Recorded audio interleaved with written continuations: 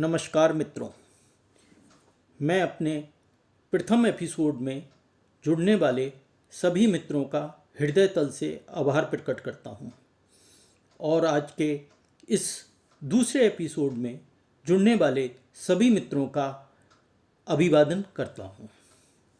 आज के इस एपिसोड में मैं आपको घर के अंदर उत्पन्न ध्वनियों और वास्तु के ऊपर उनके प्रभाव का एक संक्षिप्त परिचय दूंगा।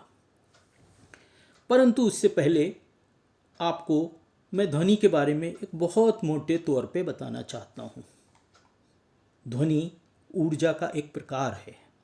चूँकि ध्वनि एक ऊर्जा है, इसलिए इसको हर प्राणी महसूस कर सकता है, समस्त प्राणी महसूस कर सकते हैं और किसी भी आवाज़ का उस पर काफ़ी असर होता है। अपने कान में आती हुई ध्वनि तरंगों को हमारा मस्तिष्क सुनने योग्य शब्दों में बदल देता है। ध्वनि के दो प्रमुख घटक हैं। प्रथम ध्वनि की शक्ति और दूसरा ध्वनि की आवृत्ति। ध्वनि की शक्ति नापने की इकाई डेसिबल है और ध्वनि की आवृत्ति को नापने वाली इकाई हर्ट्ज होती है। मानव का कान 0 डेसिबल से 120 डेसिबल और 20 हर्ट्ज से लेकर 20,000 हर्ट्ज आवृत्ति तक की आवाज़ें सुन सकता है, परंतु 120 डेसिबल से ऊपर की आवाज़ मानव को बहरा बना सकती है। ध्वनि का ऊर्जा प्रभाव आप अपने दैनिक जीवन में भी ऐसे महसूस कर सकते हैं कि धमाके की तेज आवाज़ से हमारे घर के शीशे चटक जाते हैं।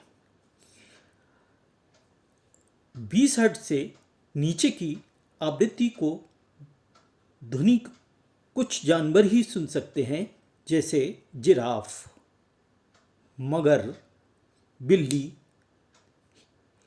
परंतु इन आवाज़ों को मानव नहीं सुन सकता है। परंतु जैसा मैंने पहले बताया कि ध्वनि एक ऊर्जा है, इसलिए हमारे ऊपर उनका भी प्रभाव होता है और इन आवाज़ों को इंफ्रासाउंड कहते हैं और 20 हर्ट्ज के ऊपर की आवृत्ति वाली आवाज़ों को अल्ट्रासाउंड कहा जाता है। ओम की आवृत्ति 7.83 हर्ट्ज होती है और इसे हमारे हृदय से महसूस किया जाता है। ध्वनि की इन आवृत्तियों के कारण ही हम मंत्रों का प्रभाव महसूस करते हैं। दैनिक जीवन में हम जिन शब्दों का उपयोग करते हैं उन सब की आवृत्ति भिन्न भिन्न होती है, इसलिए उनकी ऊर्जा का स्तर और प्रभाव भी भिन्न भिन्न होता है। चलिए मैं आपको इसको एक उदाहरण से समझाने का प्रयास करता हूँ। संगीत वाद्यों जैसे सितार, बाणी, ढोलक, हारमोनियम आदि की ध्वनि सुनकर हमको बहुत अच्छा लगता है और मन की शांति मिलती है और इसका प्रभाव काफ़ी समय तक हमारे मन में रहता है और हम उसे बार बार सुनना चाहते हैं। ऐसे ही गायन का प्रभाव होता है, क्योंकि उनकी आवृत्ति से उत्पन्न होने वाली ऊर्जा धनात्मक होती है। इसके विपरीत पत्थर काटने की मशीन से या मिक्सर ग्राइंडर की आवाज़ हमको बिल्कुल अच्छा नहीं लगती है, क्योंकि ये सब ऋणात्मक ऊर्जा उत्पन्न करते हैं। ऐसे ही मीठे वचन या मीठी आवाज़ एक धनात्मक ऊर्जा उत्पन्न करते हैं और कटु वचन ऋणात्मक ऊर्जा उत्पन्न करते हैं। कटु आवाज़ों को सुनने के बाद हमारे अंदर एक झुंझलाहट और असहजता उत्पन्न हो जाती है।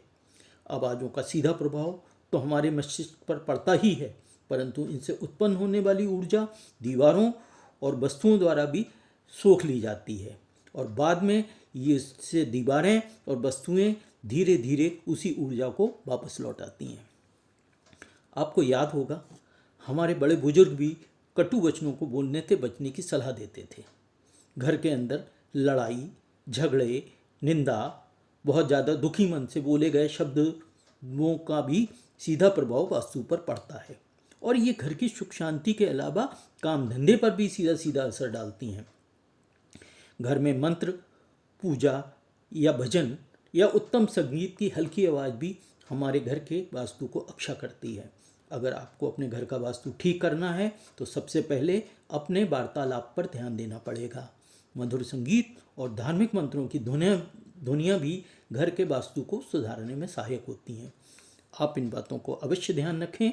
इसके अलावा अपनी बीमारी में ध्वनि चिकित्सा भी स्वयं कर सकते हैं। इसके बारे में मैं अपने किसी अन्य एपिसोड में विस्तार से बताऊंगा। अगर इससे संबंधित मन में कोई जिज्ञासा हो तो आप कमेंट करके मुझसे पूछ सकते हैं। मेरे साथ अंत तक बने रहने के लिए हृदय तल से आभार।